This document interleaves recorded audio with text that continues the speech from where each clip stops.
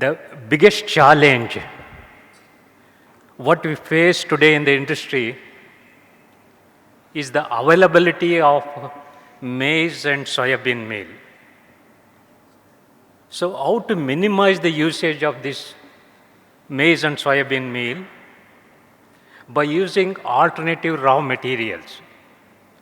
That is what I am going to discuss in few minutes. Already our layer farmers are using some alternative raw materials. But in the broiler farm, it is very less. Just I would like to take some examples. For example, DDGS. Now it is available in the country, relatively large quantity. Reason being, Government of India is encouraging ethanol production to blend it in petrol. And this DDGS is rich in protein, rich in energy, and also fairly good in fat. But only thing is, some of the supplies, they are not properly dried, or variation in quality batch to batch. Otherwise, it's a good ingredient, very commonly used in United States of America. Coming to next is Silkworm pupae meal, Silkworm pupae. Karnataka is a leading state in producing this. Very rich in protein, as high as 60%. Rich in fat, rich in amino acids, rich in omega fatty acid.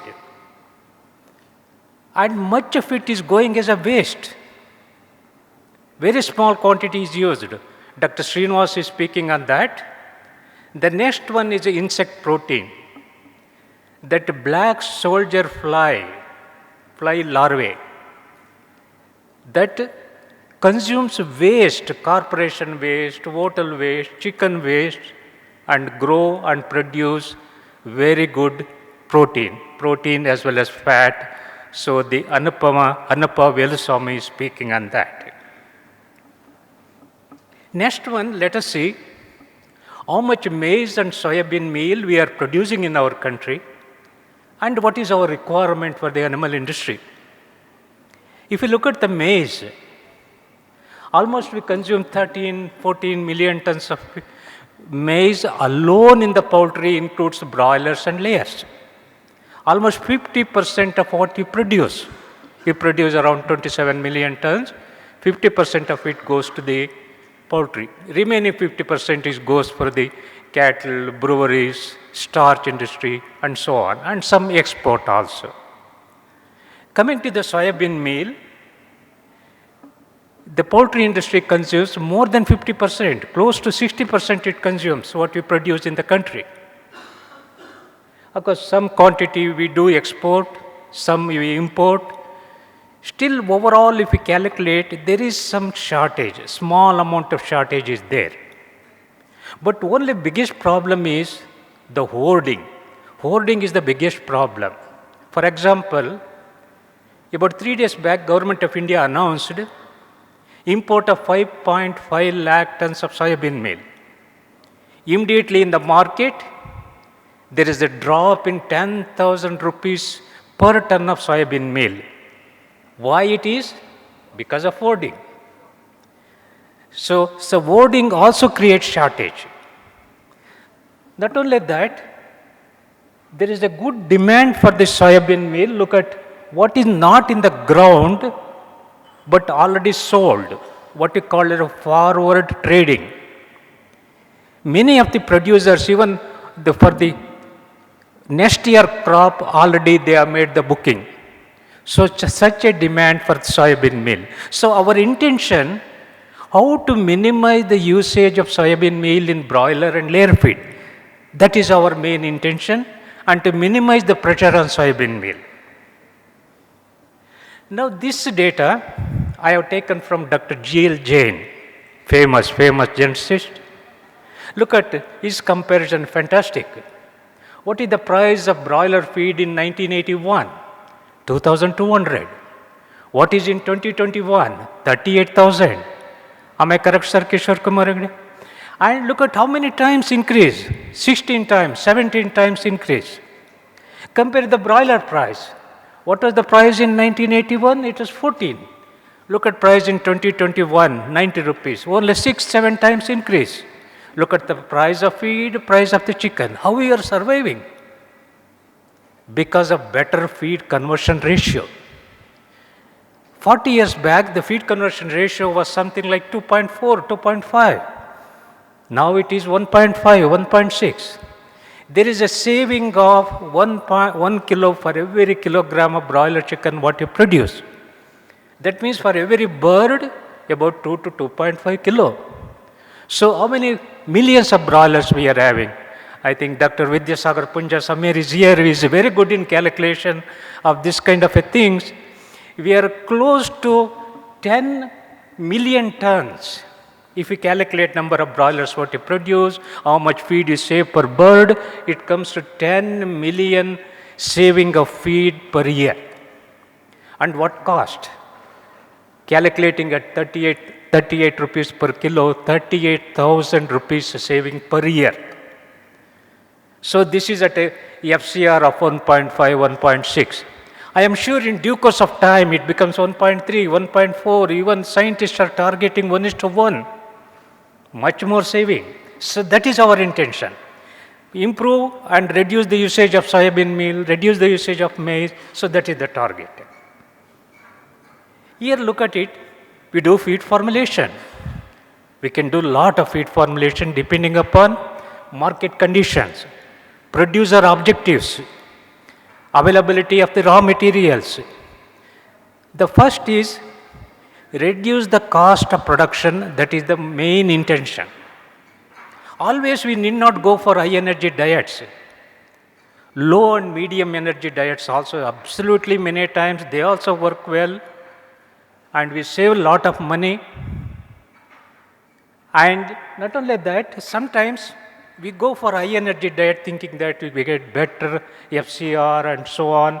When we go for high energy, we have to increase soybean, we have to increase oil, we have to increase synthetic amino acids, everything we have to increase. So increasing too much of energy leads to the abdominal fat accumulation, difficulty at the time of processing and at the wastage.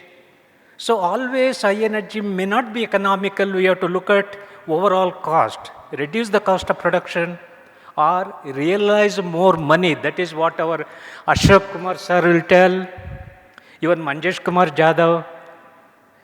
They all, and our Dr. Suresh Babu Samir, he also talks a lot about that. And what is the market condition? In our country, in a year, only 6 months there is the demand for chicken. Right, Dr. Nalapa? And another 6 months we don't have much demand. So depending upon the market, you grow the chicken, whether you want 2 kilo at 32 days, 35 days, or you want 2 kilo at 38 days or 40 days. Formulate the feed in such a way so that it becomes cheaper, economical, make use of some alternative materials at a very small percentage so that we can minimize the pressure on soybean meal and maize. And still the feed what you give to the chickens, look at how much is going as a waste in the manure. 20 to 30%. Of course, nowadays we use phytase, the phosphorus elimination is reduced. Nitrogen, quite a lot of nitrogen comes into the poultry manure, that creates ammonia production and so on. So usage of some good protease enzymes also beneficial, and procurement of raw materials. So purchasing in the season, purchasing the raw materials in the season and storing for about 3 months, maybe 4 months, depending upon. Of course, you require purchasing power for that. Everybody cannot purchase. It is a purchasing power, money power, investment that is required. I am sure our Kishore Kumar Hegde will like this one. And at the same time, for example, maize, we buy from Karnataka, Maharashtra, we buy from Bihar. We buy from Bihar about 2 to 3 rupees cheaper, but its quality much inferior to the maize from Karnataka, maize from Maharashtra, maize from Telangana. Dr. N.C. Manju will talk on that. The maize from Karnataka is rich in protein, rich in amino acids as compared to Bihar. Big difference. And also maize from Bihar, many a times fungal contamination. Don't be under the impression 2, 3 rupees, 4 rupees cheaper in Bihar. It is not at all economical. Look at the amino acid composition Dr. Manju will show. And due to the Russia and Ukraine war, import of sunflower has stopped. Now pressure on rice bran oil, what we use in the broiler feed, it has gone up to 150 rupees. Earlier, which is available less than 100 rupees. That also put a pressure on the cost of feed. And similarly, sunflower cake we used to import. Used to very commonly use it in the layer feed. That also put a pressure on that. Coming to this one, the latest Cobb recommendations for the broilers. Look at the energy content. They have reduced the energy drastically. They say the present day genetic bird is able to better convert the energy and other nutrients into meat. That is what they say. They have reduced the energy, they have reduced the protein, more economical. We can reduce soybean, we can reduce synthetic amino acids. So this is the latest. And here in India, our Dr. Ashok-Kumar Sethi, as well as Dr. Vidyasagar Punja, Dr. Nagbhushan, they are all working. What should be good for our condition? So they are all working. A lot of research is going on in India also. What is good for our country? So they are also doing a lot of work on this aspect. Coming to the silkworm pupae, Dr. Srinivas will talk more on that. Just one slide. This, in Karnataka, we get close to 8,000 to 9,000 tons of silkworm pupae. Very rich source of protein, fat, amino acids, and most important, omega fatty acid. And much of it is going as a waste. Very small quantity we use it. And not only waste, it creates pollution, huge amount of pollution. So this is what I request some of the entrepreneurs to take up this. Drying is the challenge. Immediately collect it and dry it because it has too much moisture. Too much moisture, collection, drying is the most important. If we do that, we can minimize the soybean meal to a great extent because it's a very rich source of lysine also I have given, so better than soybean meal. And the energy content as high as 3,400, 3,500 is the energy because of fat, such a high level of fat. And it is used in human beings also. Very popular in China, Thailand, Vietnam, northeastern part of our India also. It's a very, very popular as a human food also. And in our country, totally 25 to 26,000 metric tons of silkworm pupae available. This is what we call as converting waste into wealth. Otherwise, this waste creating pollution and such a nutritious food we are throwing out. Coming to the insect protein, look at this is the black soldier fly larvae. It's a specialty. It eats on waste material like corporation waste, hotel waste, chicken waste, and it grows and produces protein and fat.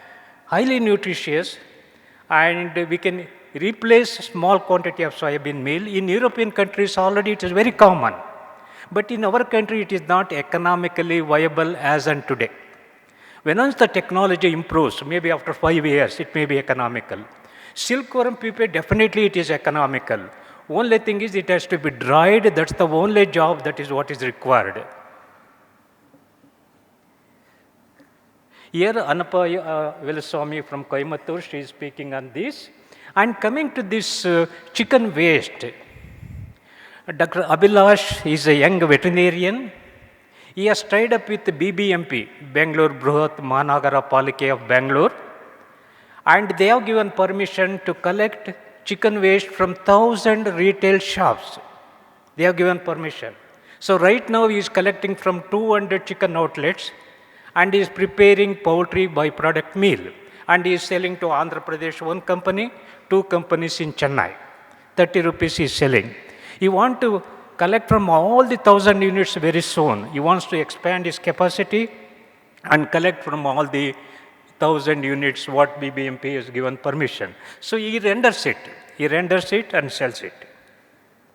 So look at how much pollution we are reducing. Here most important not only feed, reducing the pressure of soybean meal and feed, the pollution, similarly silkworm pupae, then corporation waste, the chicken waste. This is a very, very important challenge. Finally, Dr. Prakash Rao is right here sitting in the front, very my close friend. He is a president of National Academy of Veterinary Sciences.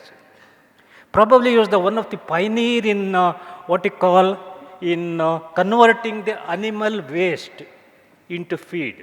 I visited his factory about 35 years back. He was so much interested, his factory was far away, road was not good at the time. He has taken me morning till evening, he has spent time with me, he showed his facilities. He is one of the leader in this area, converting the waste into feed to minimize the usage of other raw materials. Now he is the president, All India President of National Academy of Veterinary Sciences, very talented, very enterprising. At that time when I was studying master degree in IVRI, he was gold medalist in that institute. He was the first one to get the gold medal.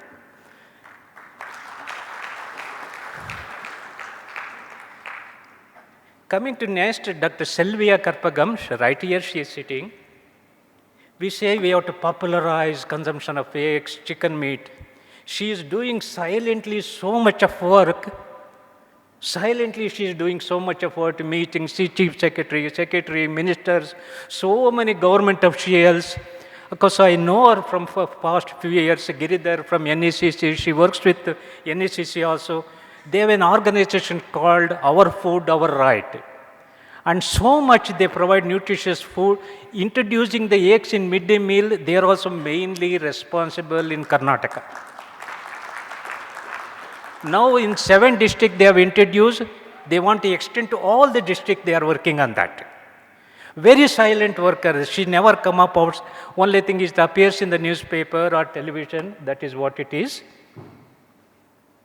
Finally, Dr. Ashok Kumar Sethi already welcomed our sponsors. Again, I would like to welcome our Venkateshwara Hatcheries for supporting for this program, Lifeline Feeds. Whenever I ask our Kishore Kumar Agnes are always very supportive. And Bharat Agrovet, Dr. Arun Kumar Rai, he is a member of IVPI also. Coastal Chicken, Prakash Sethi, and Vincent Coutinho, Nandus, Naveen, Naren, Nandakumar sir, and from Shanti Lakshmanan, all of them. We welcome, sir, all of you again for the support of this program. Thank you, sir. With this, I conclude. I request Dr. Arvind to take up.